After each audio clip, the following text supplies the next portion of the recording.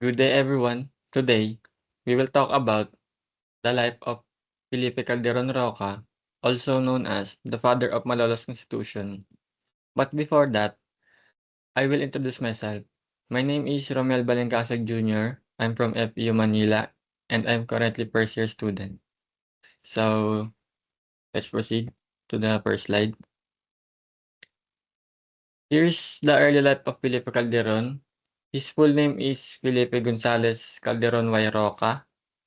He was born on April 4, 1868 in Santa Cruz de Malabon, Cavite o mas kilala sa tawag ngayon sa kasalukuyan na Tanza, Cavite.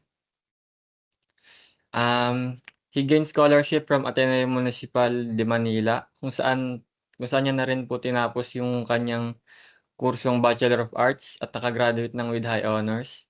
And after that, nag-aral siya ng abogasya sa University of Santo Tomas. Um, Natapos niya ang kanyang pag-aaral ng abogasya bandang early 1890s. Siya ay, nag-training sa office ni Arellano Cayetano. Let's move to the next slide.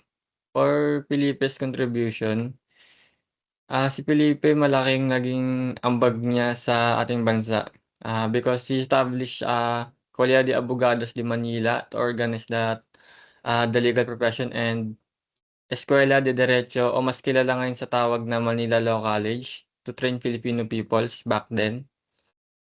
And he was the primary author of our first Philippine Republic, the Malolos Constitution. And kasama niyang nagsulat nito is si Felipe Bencamino and Arellano Cayetano. But before he was going to full-time lawyer, nagsilbi muna siya sa ating mga kababayan bilang isang journalist kung saan nagsusulat siya ng mga article or newspaper na patungkol sa social and political issues. Let's move to the last slide. His values and importance are very inspiring. He used his knowledge to help Filipino peoples. He believed in equal rights and fairness.